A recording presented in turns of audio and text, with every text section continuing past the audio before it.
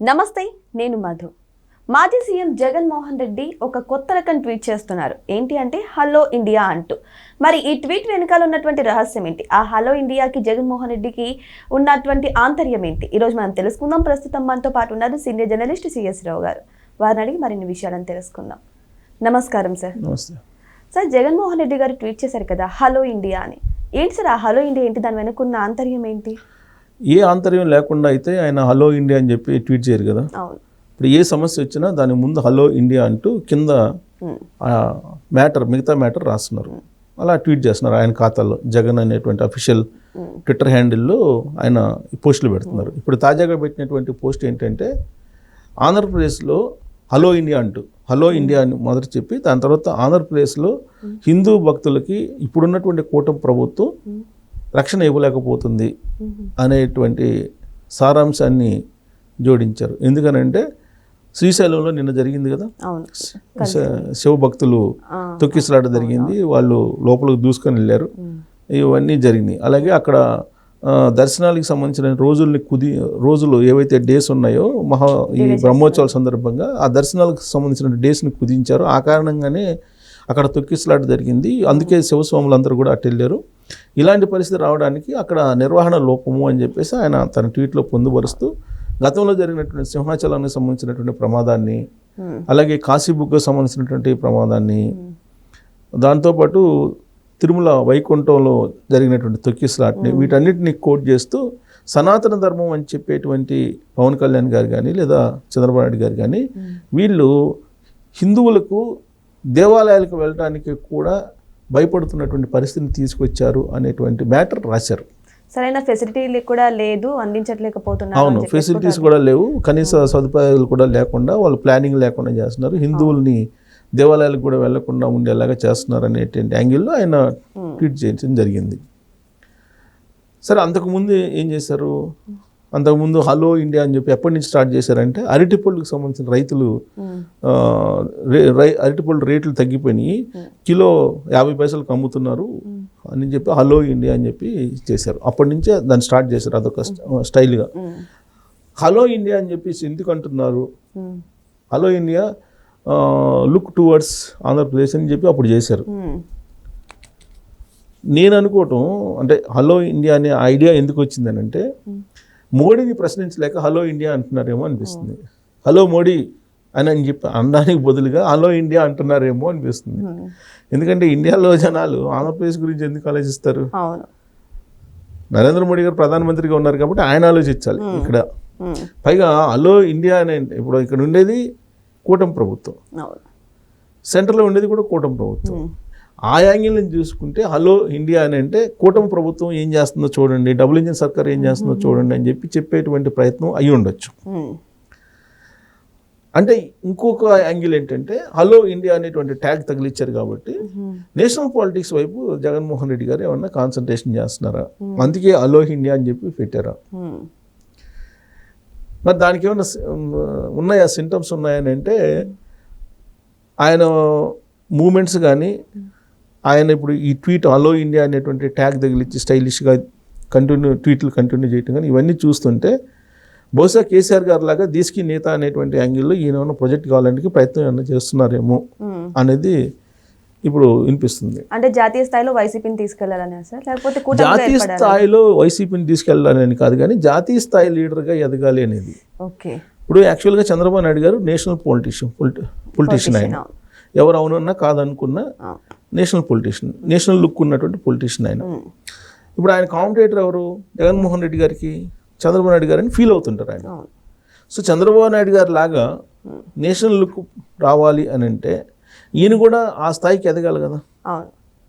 ఆ స్థాయికి ఎదగాలని కోరుకుంటారు, ఎవరైనా కోరుకుంటాడు కూడా ఆయన కూడా, ఎందుకంటే నేషనల్ లుక్ రావాలి కాబట్టి. నేషనల్ లుక్ రావాలంటే ఏం చేయాలి? ఆయన పార్టీ మీద, ఆయన పార్టీ ఎంపీల మీద ఆధారపడి ఉండేటువంటి ప్రభుత్వం ఢిల్లీలో రావాలి. అప్పుడు చంద్రబాబు నాయుడు గారి ఇమేజ్ ఎలా పెరిగిందో అప్పుడు అలా పెరుగుతుంది. కానీ జగన్మోహన్ రెడ్డి గారికి అవకాశం వచ్చింది, కానీ అది ఉపయోగించుకోవాలి. ఎలా?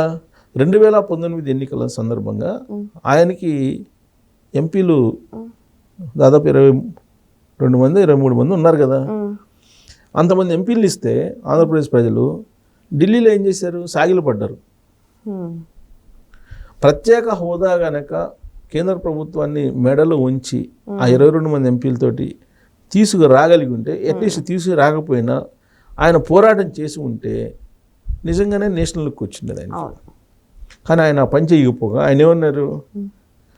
మనం తీసుకొచ్చే పరిస్థితి లేదు, వాళ్ళకి మన అవసరం లేదు, కాబట్టి అది దేవుడి దయ అని అన్నారు. 2019 ఎన్నికల్లో ప్రధానమైనటువంటి నినాదాలు ఏంది? జగన్మోహన్ రెడ్డి గారి ప్రత్యేక హోదా, మద్య నిషేధం, సిపిఎస్ రద్దు, ఇవే కదా. ఈ మూడిట్లో ఏది నెరవేరకపోగా వాటిని ఉల్టా చేశారు. సో కాబట్టి ఇంకా ఎక్కడొస్తుంది ఆయన వేసేటువంటి అడుగుల్లో ఆ నేషనల్ లుక్ ఎలా వస్తుంది? హలో ఇండియా అంటే ఏంటి మీనింగ్? అంటే హలో ఇండియా అంటే ఇప్పుడు నిన్నగాక మొన్న చెన్నై వెళ్ళారు. చెన్నై వెళ్ళినప్పుడు స్టాలిన్ని కలిశారు, విజయ్ని కలిశారు. సో విజయ్కి బొకే ఈయనకి ఇవ్వడానికి వచ్చారని చెప్పేసి అనుకున్నారు. కానీ పాపం విజయ్ వాళ్ళ దంపతులకి ఇవ్వడానికి తీసుకొచ్చారు. అక్కడ మేనేజ్ చేశాడు పాపం. ఎట్టన్నా వీడియో వైరల్ అయింది. సరే, కొన్ని సందర్భాలు అట్లా జరుగుతుంటాయి. జనరల్గా జగన్మోహన్ రెడ్డి గారికి కానీ ఎవరికైనా జరుగుతుండే. జగన్మోహన్ రెడ్డి గారు అనుకుని ఉంటారు విజయ్ నాకే తీసుకొస్తున్నాడేమో అనుకుని ఉంటారు.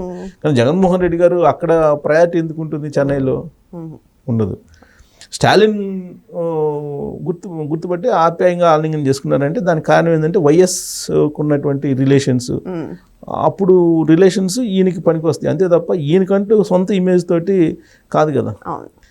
సో ఏదైనా సరే అక్కడ జరిగినటువంటి పరిణామాలు అవన్నీ కనుక చూస్తే కొంచెం ఏదైనా నేషనల్ వైపు వెళ్ళే అవకాశం ఉందా అనేది ఒకటి. రెండు ఏంటంటే జనరల్గా ఒక ఒపీనియన్ జగన్మోహన్ రెడ్డి గారిలో కూడా ఇంజెక్ట్ చేసి ఉంటారు కేటీఆర్ గారు. ఎందుకంటే వీళ్ళిద్దరూ ఒకటే కదా, రెండు పార్టీలు రాజకీయపరమైనటువంటి ఎత్తుగడలు కానీ ఇవన్నీ ఒకటే. ఇతనేం చెప్తారు? ప్రాంతీయ పార్టీలు అనేవి మనుగడ సాగించలేవు, ఏదో ఒక కూటమిలో ఉండాలి, మనం నేషనల్ కూటమిలో ఏదో దాంట్లో ఉండాలి, లేదంటే మనం పాలిటిక్స్ సర్వైవ్ కాలేము అనేది ఈయన స్ట్రాంగ్ ఒపీనియన్. బహుశా ఆ స్ట్రాంగ్ ఒపీనియన్ ఆయనకు కూడా చెప్పు ఉండొచ్చు. అందుకే ఇప్పుడు ఇండియా కూటమి వైపు మొగ్గు చూపేటువంటి ప్రయత్నాలు లేదంటే అలాంటి అడుగులు వేయడానికి సాహసం చేయలేక కొన్ని ఆలోచనలు చేస్తున్నట్టు కనిపిస్తుంది. లేదా డైరెక్ట్గా వేశారనుకోండి అడుగులు. ఇక్కడ ఆల్రెడీ ఎన్డీఏ కూటమి ఉంది. ఎన్డీఏ కూటమి ఏం చేస్తుంది అనేది ఆయనకి తెలుసు, స్పష్టంగా తెలుసు. మనందరికంటే కూడా ఆయనకి తెలుసు నరేంద్ర మోడీ గారు, అమిత్ షా గారు ఏం చేస్తారనేది. సో కాబట్టి ఇప్పుడు వెళ్ళకపోయినా కానీ ఒకవేళ ఇన్ కేస్ ఏదైనా పరిణామాలు మారితే ఒక డయాస్ ఏర్పాటు చేసుకుంటున్నట్టు తాజాగా కొన్ని అంశాలు కనిపిస్తూ ఉన్నాయి మనకి. ఎందుకు? ఇప్పుడు ఈవీఎంల ట్యాంపరింగ్ అనే దాంట్లో రాహుల్ గాంధీ ఏదైతే అంటున్నారో అదే బాట నడుస్తున్నారు జగన్మోహన్ రెడ్డి గారు. సో ఇలా అనేక అంశాలు అక్కడక్కడ కొంచెం కనిపిస్తున్నాయి సింటమ్స్, బయటికి రావట్లా. ముందు కేటీఆర్ గారిని ముందు పెడుతున్నారు, వెనక నడుస్తున్నారు. ఇప్పుడు కేటీఆర్ గారు ఒక అడుగు వేసినా జగన్మోహన్ రెడ్డి గారు అడుగు వేసినట్టే. ఇప్పుడు ఇండియా కూటమి తరఫు నుంచి ఒక అడుగు వేశారు కేటీఆర్ గారు. చెన్నైలో మీటింగ్ జరిగితే ఈయన వెళ్ళారు అక్కడికి. నెక్స్ట్ మీటింగ్ హైదరాబాద్లో జరగాలి, ఇది బీఆర్ఎస్ పార్టీ ఆధ్వర్యంలో. కానీ జరగలేదు ఇంతవరకు. స్టాలిన్ వీళ్ళందరూ రావాలి కానీ రాలా. అంటే ఒక అడుగు వేశారు. ఒక అడుగు కేటీఆర్ గారు వేశారంటే వెనక అడుగు నెక్స్ట్ జగన్మోహన్ రెడ్డి గారు వేస్తారు. సో కాబట్టి ఆయన బహుశా ఇండియా కూటమికి దగ్గర కావడానికి హలో ఇండియా కూటమి కదా పేరు కూడా, హలో ఇండియా అనేటువంటి పేరుని ట్విట్టర్లో ఉపయోగిస్తూ ట్వీట్లు చేస్తున్నారేమో అనేటువంటి అభిప్రాయం రావడంలో తప్పులేదు. ఎందుకంటే హలో ఇండియా అంటారు కదా, ఇండియా కూటమి. సో బహుశా అలాంటి ఆలోచనతో ఏమన్నా చేస్తున్నారేమో అనేది తాజాగా చేసినటువంటి ఇది కూడా అదే అయ్యి ఉండొచ్చు, ఆ యాంగిల్లో కూడా అయ్యి ఉండొచ్చు. సో ఏదేమైనా సరే ఈ హలో ఇండియా వెనకాల మాత్రం రకరకాల వాదనలు అయితే వినిపిస్తున్నాయి. మరి దేనికైనా సరే సంకేతం మాత్రం అది నేషనల్ లెవెల్లో గుర్తింపు రావడానికి అని మాత్రం తెలుస్తుంది. మరి వెయిట్ చేసి చూద్దాం ఇందులో మరి ఏది నిజమవుతుందా అని. Thank you so much. Thank you.